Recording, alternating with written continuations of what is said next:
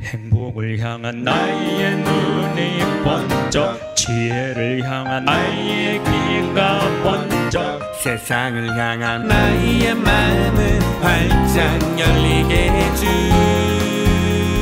신부님의 토요특강.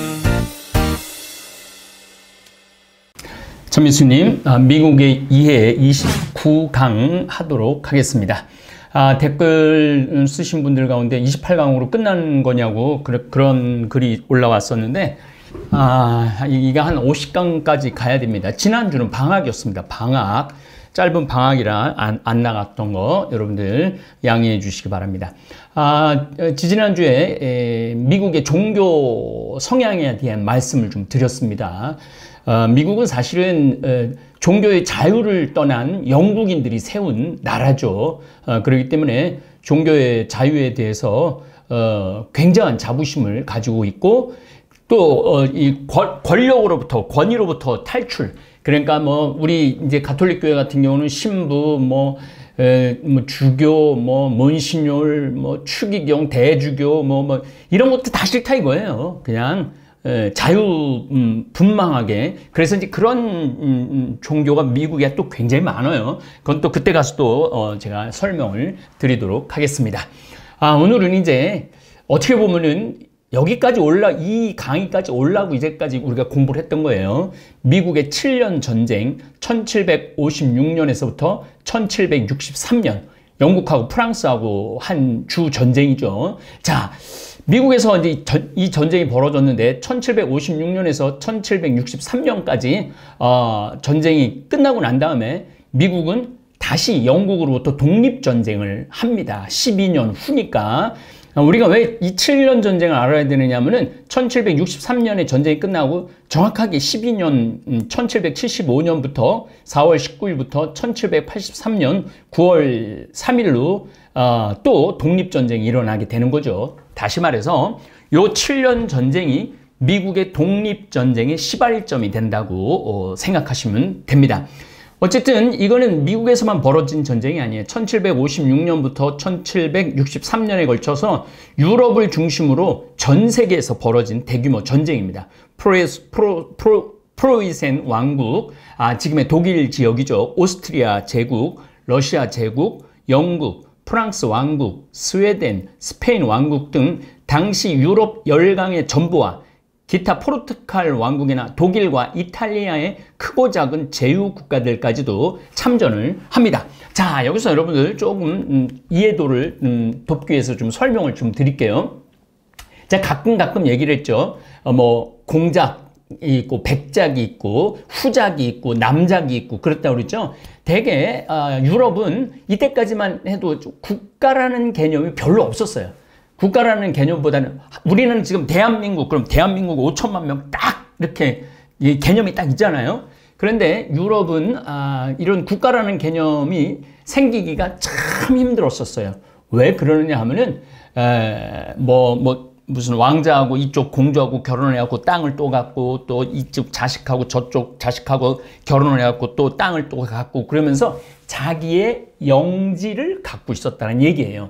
그러니까 자기 영토, 이걸 봉건 제도라고 그러는데 자기 영토들이 많고 왕은 거의 상징적으로 있는 거예요. 그래갖고 큰 전쟁이 일어날 때 그 봉건 영주들이 전부 다 모여갖고 싸움에 나가고 그랬던 거죠. 그래서 확실한 황제의 개념, 왕의 개념은 유럽에서, 물론 이제 100년 전쟁 제가 설명을 드릴 텐데, 이런 기본적인 거 해갖고 온갖 잡동사니 귀족들이 다 모여서 싸우는 전쟁이라고 생각하시면 됩니다. 아시아 쪽에서는 인도 무굴 제국도 끼어들죠. 거기다 프랑스와 영국의 식민지가 있는 신대륙에서는 아예 유럽 본토와 별개로 프랑스 인디언 전쟁이라고 부를 정도로 판이 커져버려서 이 식민지들이 모국을 따라 서로 싸워요. 이 식민지들이 모국을 따라서, 영국이 식민지면 영국에서 싸우고 프랑스가 식민지면 프랑스에 싸워요. 이 싸움을 유리하게 하기 위해서 아메리카 원주민들을 끌어들입니다. 인디언들을 끌어들이죠. 이로코이족과 체로키족은 영국 편에 가담을 했고, 쇼쇼니족과 오타와족은 프랑스 편에 가담해서 부족들끼리 또 서로 싸우는 등 정말 각양각색의 세력들이 뛰어든 전쟁입니다. 이 전쟁이 끝나고 7년 전쟁 이후 12년 뒤에 미국 독립전쟁으로 이어집니다. 그래서 7년 전쟁은 미국 독립전쟁을 낳게 되죠. 그래서 제가 설명을 다 드릴 겁니다. 영국과 프랑스는 한국과 일본하고 똑같습니다. 영국이 섬나라죠. 프랑스는 유럽 대륙에 있고, 그래서 하여튼 영국과 프랑스는 지금도 싸우고 있고 한국과 일본도 지금도 싸우고 있는 거죠. 제가 그래서 한국하고 일본은 친구가 될 수 없다라는 얘기도 이런 연유 때문에 그렇습니다. 독일, 프로이센과 오스트리아, 폴란드 등 중부 유럽 대부분 중부 유럽에서도 싸웠어요. 서지중해에서도 싸우고, 이베리아 반도라는 건 어디냐면 스페인 맨 끝에 있는 반도죠. 이베리아 반도, 북해 및 북프랑스 지역의 북미 대륙 대부분과 서인도 제도 제일 먼저 콜럼버스가 발견한 서인도 제도, 동부 및 남부 인도와 필리핀, 그리고 남미의 우루과이 지역에서 이 전쟁이 벌어졌어요. 대부분이 영국하고 프랑스하고 연결된 나라들의 전쟁입니다. 단순히 전쟁의 규모로 보자면 세계 1차 대전보다도 더 넓었던 전쟁이죠. 이 전쟁을 이야기하기 위해서 또 어쩔 수 없이 영국과 프랑스의 기나긴 악연을 이해해야 합니다. 하지만 우리가 미국 독립과 그 역사를 중심으로 공부해야 하기 때문에 그 기나긴 역사는 유럽 역사이기 때문에 간단하게 짚고 넘어가겠습니다. 100년 전쟁, 1337년부터 1453년까지 116년 동안 전쟁을 했어요. 영국하고 우리나라하고 영국하고 프랑스하고 우리나라하고 일본하고 전쟁하듯이 우리도 사실은 고려 말부터 계속 외구들이 계속 전쟁을 했어요. 그리고 결국은 임진왜란까지 전쟁을 하고 결국은 나라를 1905년에 빼앗기죠. 외교권을 박탈하면서. 그리고 1910년에는 완전히 빼앗기는 꼴이 됐고, 지금은 이제 우리가 일본을 이제 앞서가고 있지만은 어쨌든 이 100년 전쟁 많이 들어봤을 거예요. 1337년부터 1453년까지 116년이라는 기간 동안 잉글랜드 왕국의 플랜테저가와 프랑스 왕국 발루아가 사이에 프랑스 왕위 계승 문제를 놓고 일어난 전쟁입니다. 자, 계속 무슨가 뭐 이런 얘기를 많이 했죠. 제가 말씀드렸어요. 남작, 백작, 공작, 뭐 후작 이런 것들이 다 귀족들이야. 귀족들이고 그 중에 제일 뛰어난 사람들이 왕을 갖고 있고, 또 자기네들끼리 또 영국이 프랑스 땅을 많이 점령하고 있었거든요. 그래갖고 또 누가 진정한 왕위가 될 거냐 그래갖고 계승 문제를 놓고 일어난 전쟁이죠. 플란테저가와 발루아가 양측 모두 여러 동맹자들을 전쟁에 끌어들입니다. 중세 유럽에서 가장 유명한 전쟁 중 하나로 서유럽에서 가장 넓은 땅에 왕위를 두고 두 왕조가 5대 116년에 걸쳐서 싸운 기나긴 전쟁입니다. 이 전쟁은 굉장히 중요한 의미를 지니고 있어요. 왜냐하면 전쟁이 끝나고 난 다음에 이제 영국이라는 우리나라 국민이라는 정체성을 가지게 돼요. 프랑스도 프랑스라는 국민 정체성을 가지게 되죠. 그러면서 절대적인 왕이 나오기 시작합니다. 그래서 엘리자베스 1세 같은 경우는 1600년에 나는 왕국과 결혼했다.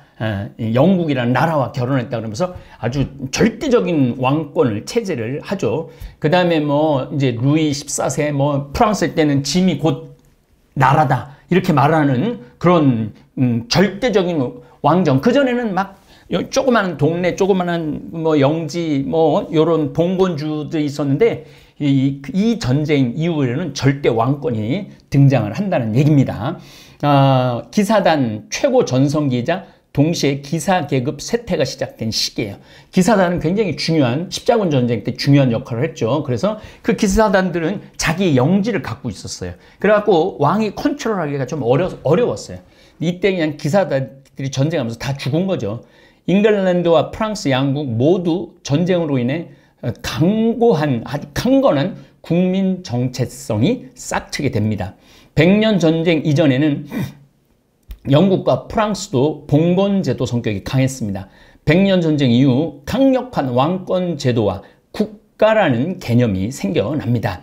영국과 프랑스는 서로 원수가 되어 나중에 신대륙 미국 땅에서도 서로 7년 전쟁을 일으키죠. 그래서 제가 이 100년 전쟁을 얘기를 하는 거예요. 서로 원수의 감정이 있기 때문에 어디서든지 기회만 되면 싸우려고 그러는 거죠. 7년 전쟁에서 프랑스는 패배를 하죠. 영국은 또 전쟁 비용을 감당하기 위해서 미국의 13개 미국 식민지에 가혹한 세금을 부과했고 결국 미국 13개 식민지에서 독립전쟁이 일어납니다. 그래서 미국 독립전쟁이 되는 거죠. 그러니까 이렇게 긴 악연으로 또 미국 내에서까지도 서로 싸우는 바람에 영국에서 승리는 했지만은 이 전쟁 비용 부담을 너무 많이 해갖고 세금을 강하게 부과를 하고 이걸 못 견딘 13개 식민지는 필라델피아에서 모여갖고 우리 독립전쟁을 하자 이렇게 나온 거죠. 그만큼 영국하고 프랑스는 미국의 탄생에 많은 영향을 미칩니다.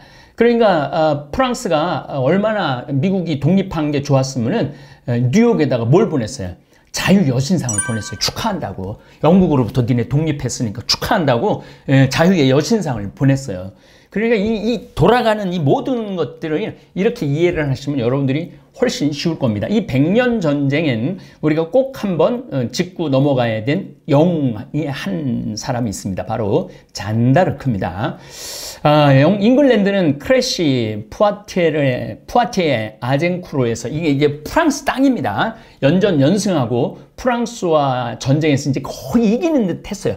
그러나 프랑스 국왕이 동원할 수 있는 국력 자체가 잉글랜드를 능가했기 때문에 잉글랜드는 프랑스를 완전히 정복할 수 없었어요. 그런데 이제 오를레앙이라고 이게 마지막 남아있는 땅이에요. 오를레앙이라고.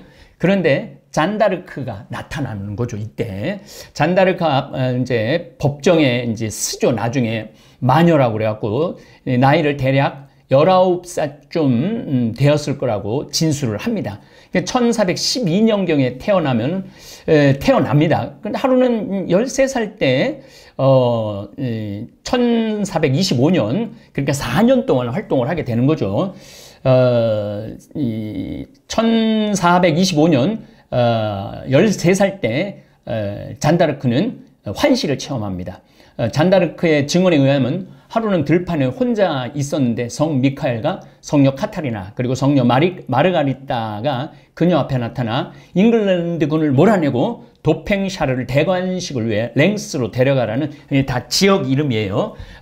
하느님의 말씀을 전해 주었다고 그래. 17세 소녀 잔다르크가 아니 여기서 5년이라고 근데 뭐 상관없겠다.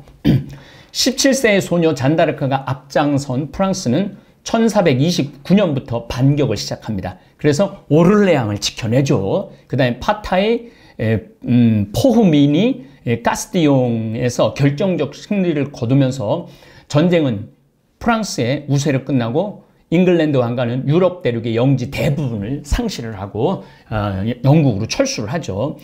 잔다르크는 아주 작은 수의 프랑스 병사로 오를레앙의 잉글랜드군을 격파하죠. 그게 항상 선두에 서서 여러분들 잔다르크면 앞에 막 하얀 그 십자가 그 길을 들고 있는 장면을 여러분 많이 볼 거예요. 바로 이 100년 전쟁의 영웅이 잔다르크입니다.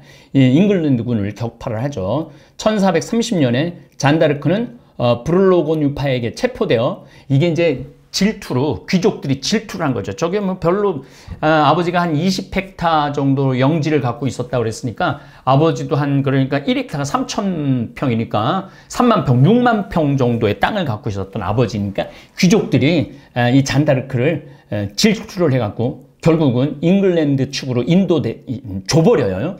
그래갖고 1431년 루앙에서 마녀 재판을 받고 화형에 처해지죠. 이 어린 소녀가 참 이 잔다르크에 관련된 건 여러분은 영화로 보셔도 좋을 것 같아요. 로마 교황청은 잔다르크에 대한 새로운 조사위원회를 설치해서 재조사한 결과 1456년 7월 잔다르크에게 화형 판결을 내린 재판을 폐기합니다. 그리고 무효화 선언을 함으로써 잔다르크의 명예가 회복이 되죠. 근데 사실은 이 프랑스라는 국가가 지금도 가톨릭 국가로 남아있는데 저는 이 잔다르크의 영향이 굉장히 크다고 생각을 합니다. 잔다르크는 1909년 4월 18일에 비로소 시복되었고 1920년 5월 16일 날 성인으로 시성이 됩니다. 그래야 잔다르크 덕분에 프랑스는 점점 가톨릭 국가로 난 많이 발전했다고 생각을 합니다. 제가 왜 이 7년 전쟁이 100년 전쟁을, 1300년 전쟁을 가지고 왜 7년 전쟁, 미국에서 7년 전쟁을 이야기하는지 조금 더 설명을 드리겠습니다. 7년 전쟁은 참전한 모든 국가에 엄청난 재정적 부담을 남깁니다.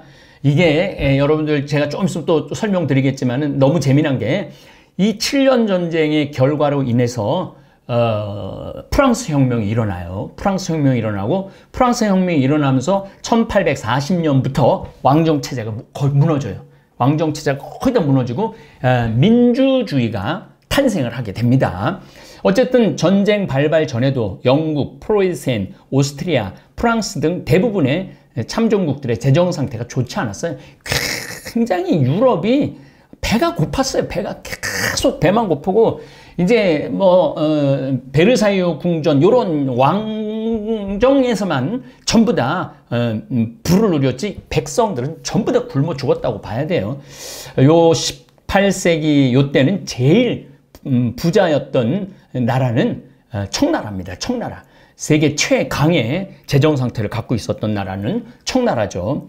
어쨌든 재정 악화에도 불구하고 끊임없이 대규모 군대를 동원해서 수년간 온 지구촌에서 전투를 벌인 탓에 이미 전쟁 4년 차인 1760년경이 되면 모든 참전국들이 비참한 상황을 맞이하게 됩니다. 유럽의 전쟁은 몇 차례 결정적 전투로 결판하는 것이 일반적이었고 그 전투가 있고 난 뒤에는 이긴 쪽도 반년 이상 천천히 세력을 회복하는 일이 비일비재했어요. 여기서 100년 전쟁 잠깐 1330년서부터 1450년까지 전쟁을 했다고 그러는데 이때 잠깐 뭐가 있었느냐면 1347년부터 1353년 8년 동안 흑사병이 유럽을 휩쓸었어요. 이때 100년 전쟁 때 휴전을 합니다. 그런데 이때 너무 프랑스가 많이 죽어요.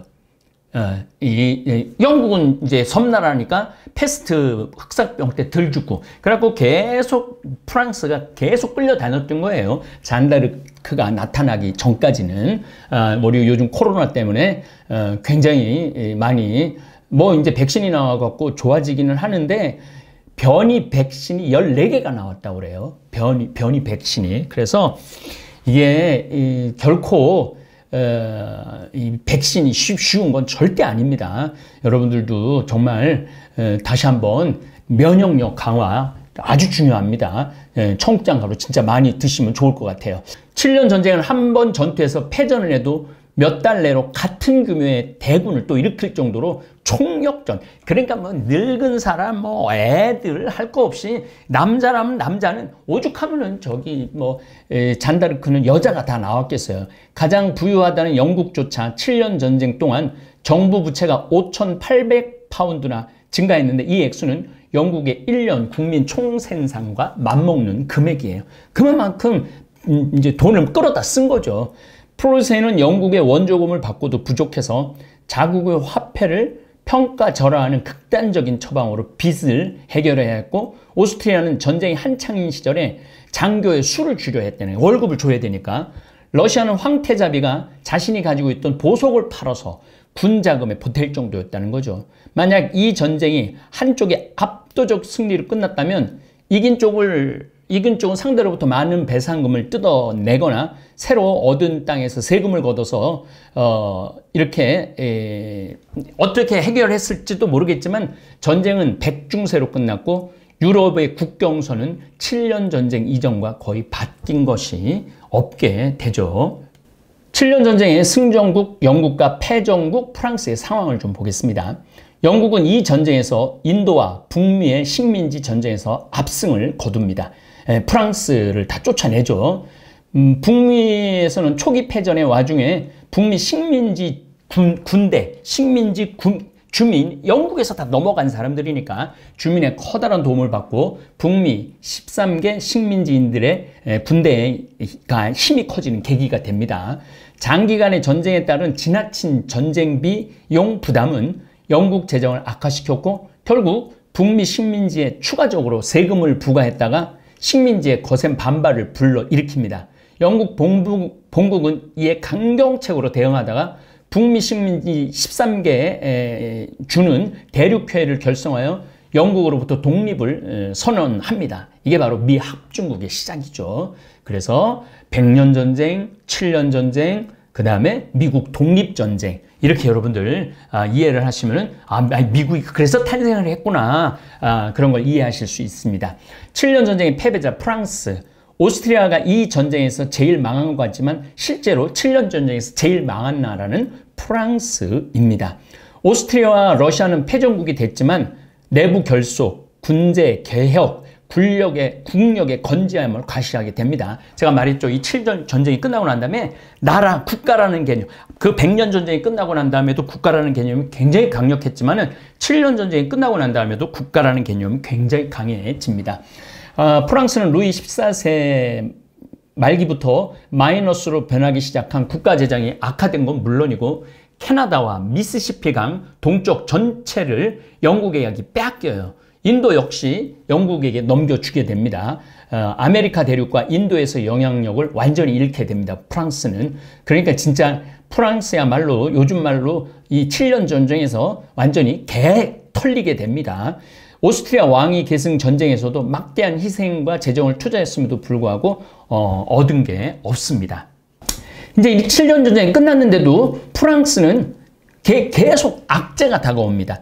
근데 사실은 악재가 아니고 새로운 세상으로의 변화, 근대에서 현대로 넘어가는 왕정주의에서 왕정 국가에서 민주주의로 바뀌는 일이 벌어집니다. 7년 전쟁을 시작하면서 프랑스는 오스트리아로부터 오스트리아령, 현재 벨기에를 넘겨 받아야 했지만 오스트리아는 약속을 지키지 않아요. 왜냐하면 프랑스가 졌으니까. 프랑스는 그나마 설탕과 커피로 막대한 수익을 보던 생도맹그, 카리브해 식민지를 유지해서 최악을 면하긴 했지만 루이 16세, 이 누구냐면 루이 16세가 마리 앙뚜아네트 남편이에요. 루이 16세 때는 국고가 바닥에 나서 굶어 죽는 백성들이 부지기수였습니다. 난리가 나는 거죠. 그런데 이때 무슨 일이 벌어지느냐 하면은 1789년에 프랑스 혁명이 일어나요. 외우기도 쉬워요. 1789년, 789, 1789년에 프랑스 혁명이 일어나는데 1783년에 아이슬란드 라키 화산이 폭발을 합니다. 이때 가축의 반이 죽어요. 주민의 4분의 1이 아이슬란드 굶어 죽습니다. 라키 화산 폭발은 유럽 대륙이 겪는 재난 가운데 최악이 됩니다. 1783년 6월 8일 아이슬란드 남부 라키 화산이 폭발을 합니다. 8개월 동안 분출된 화산재는 유럽은 물론 북미, 아프리카, 아시아까지 날아가요. 우리도 무슨 문헌이 있느냐면은 빨간 눈이 내린다고 그래요. 빨간 눈, 그러니까 화산재가 내려가고 빨간 눈이 내린다는 그러한 기록까지 있습니다. 당시 사태를 목격한 아이슬란드의 성공의 신부 윤스테인 잉그림소는 대지의 모든 식물은 불탔고 들판 곳곳에서 불길이 치솟았다고 기록을 합니다.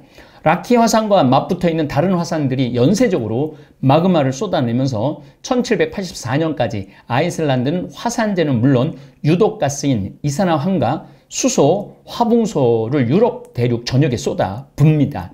들판에 방목해 기르던 가축들과 야외에서 일하던 노동자들은 폐와 기관지가 막히고 질식사가 소출을 합니다. 당시 분출된 이산화황의 양은 2006년 유럽 전역 공업지대에 쏟은 양의 3배 정도가 됩니다. 화산 폭발로 프랑스가 완전히 혁명이 일어나듯이 인류사를 바꾸는 전염병과 기후변화에 대해서 우리가 좀 이 공부를 하면서 이런 건 꼭 알아야 됩니다. 천둥, 번개와 우박이 몰아쳤지만 여름 기온은 지옥처럼 높았다고 그래요. 그때 가을 무렵 안개가 걷히고 이번엔 혹독한 겨울이 찾아옵니다. 지금 라케 화산 폭발 얘기합니다. 화산재는 북미 대륙까지 날아가서 1784년 미국 독립선언서 발표한 때죠. 겨울은 지금까지 미국 역사상 최악의 혹한으로 기록되기도 해요. 우리나라도 마찬가지고 벤자민 플랭클린 이분이 굉장히 이제 독립때 내가죠. 독립전쟁 때 또 언급을 할 겁니다. 벤자민 플랭클린의 독립서를 기초한 사람이에요. 1783년 겨울에 내렸던 첫눈이 해가 바뀌고 봄이 올 때까지 녹지 않고 그 이후에 폭설이 계속 쌓였다고 기록을 합니다. 문제는 프랑스였습니다. 북해를 건너온 화산재는 프랑스 전역에 이상기후를 불러옵니다.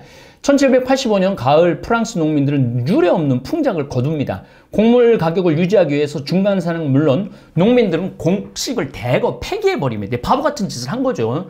이로 인해 도시 노동자들이 빈민으로 전락을 합니다. 그리고 혹독한 겨울과 기근이 계속 85년, 86년, 87년, 88년, 89년 그래서 1789년에 드디어 프랑스 혁명이 일어나게 되는 거죠.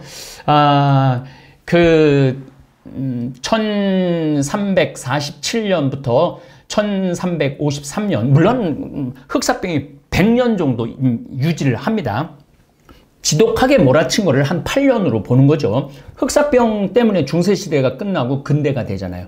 교회 탈교회화가 오고 그 다음에 이 1784년 화산 폭발로 프랑스 혁명이 일어나고 왕정시대가 끝나고 무슨 시대가 돼요? 민주주의 시대가 되는 거죠.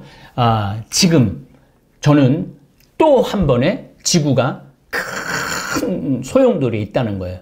바로 코로나19. 그래서 여러분들도 지금 이 코로나는 그냥 왔다가 지나갈 전염병이 아니에요. 이게 우리 인류의 문명을 아마 바꿀 거예요. 이미 인류의 문명이 바뀌어가고 있죠. 어쨌든 1788년 프랑스 전역에 주먹만한 우박이 쏟아집니다. 1년의 풍작에 이은 기근이 3년을 갑니다. 프랑스 화산학자 자크 생테즈는 누적된 빈곤과 기근의 심화가 1789년 프랑스 혁명의 주요 원인 가운데 하나가 됐다고 주장을 하죠. 당시 프랑스 왕은 루이 16세였습니다. 그는 영국을 견제하기 위해 미국 독립운동의 군비를 지원을 해요. 벤자민 플랭클린이 프랑스로 가고 돈을 좀 달라고 그랬을 때 지원을 해주죠. 막대한 재정 적자를 세금 징수로 메웁니다. 미국에 돈을 대줬으니까 왕실에는 금과 꿀이 넘쳐났지만 국민들은 등골이 휘어졌습니다. 프랑스 혁명 당시 시민들의 요구는 우리에게 우리에게 빵을이었어요. 이 주장에 당시 왕비 마리 앙뚜아네트가 빵이 없으면 사탕을 먹으면 되지 과자를 먹으면 되지 이렇게 말했다는 소문에 시민들은 바스티유 감옥으로 쳐들어가죠. 혁명이 일어나는 겁니다. 여기 프랑스 혁명까지 좀 얘기를 좀 오늘 시간을 마치도록 하겠습니다. 이렇게 유럽의 역사와 미국의 탄생은 뗄래야 뗄 수 없는 관계로 이어져 있는 거죠. 지금도 사실은 유럽하고 미국은 거의 같은 문화권이라고들 생각을 하고 이제는 좀 미국이 그런 문화권을 더 뛰어넘었다고 지금 이제 생각을 하고 있는 것입니다. 어쨌든 7년 전쟁하고 미국의 이제 다가오는 독립전쟁까지 말씀을 드렸습니다. 예, 감사합니다.